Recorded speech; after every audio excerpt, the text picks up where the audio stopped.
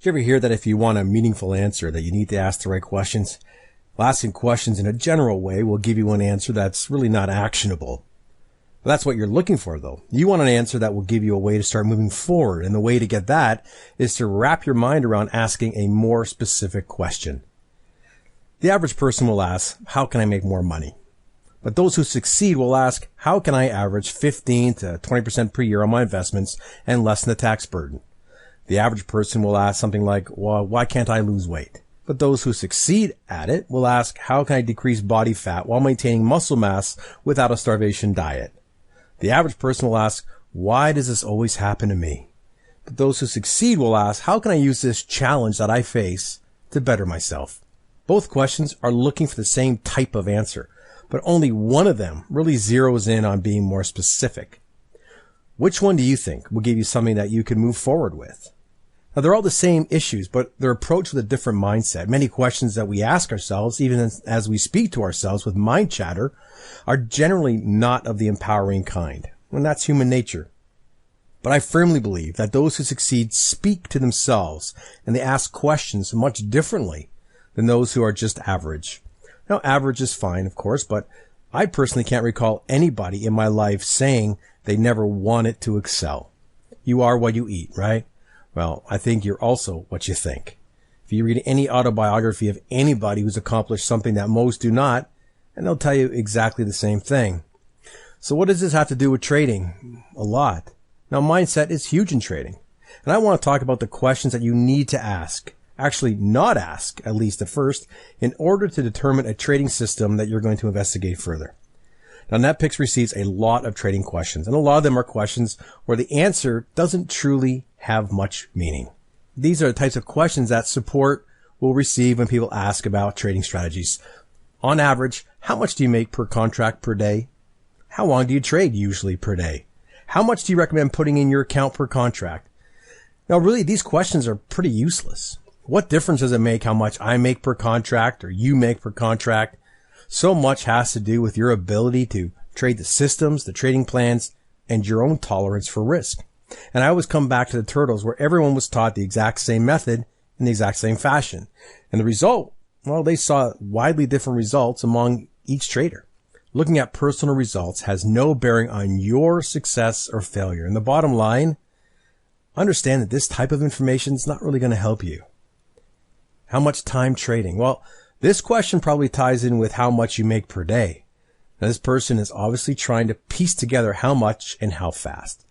Someone new to trading a certain method cannot expect to come close to the results of someone who has experience with the method. They can't expect to mirror the results of someone who has dealt with the emotions that comes from taking a string of losing trades. The length of time trading is a general question that does not take into account a trade plan that might say quit after one loss. There were no specifics asked, but even if they were, how can you evaluate a system based on that one question? How much to have per contract?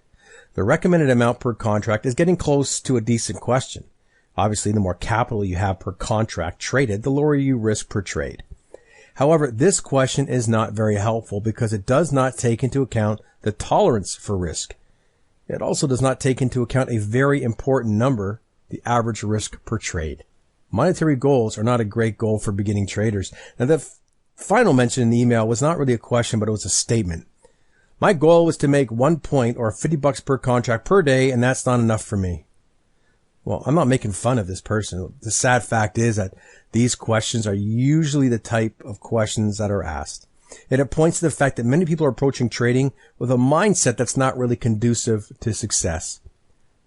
Where are the questions about risk, expectancy, exits, anything that digs into the risk factor associated with the method? People considering trading as a career really should avoid forums because that's where many of these types of questions are asked. Pick up a trading book by Douglas or Van Tharp. Pick up the Market Wizards book. Pick up anything written by successful traders or those associated with them to see how these people think. Find out how these people ask questions. It's not by accident that most people fail. They are not prepared to ask even the most basic questions. They have not searched out the mind mechanics before trading.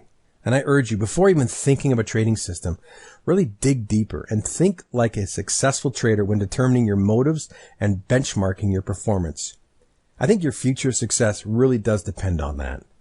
Once the markets find a consolidation area, you now have the opportunity to play a support or resistance holding or failing type of play. 4 types of trades, and there are literally hundreds of ways that you can take advantage of these trading opportunities. In this chart here, there's a move that we see time and time again because it's the nature of the markets.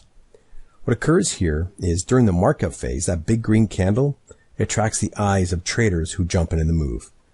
Now, these traders are actually late to the party because more astute players are in the move prior to the break. You'll notice in the accumulation area, immediately prior to the break, we have price sitting up against resistance in a 2-candle range. This is an opportunity for a trade where you think one of 2 things will happen. Number 1, resistance will hold and you play a short back into the consolidation. Number 2, resistance will fail and price will rally to the upside. And while some traders will use a rate of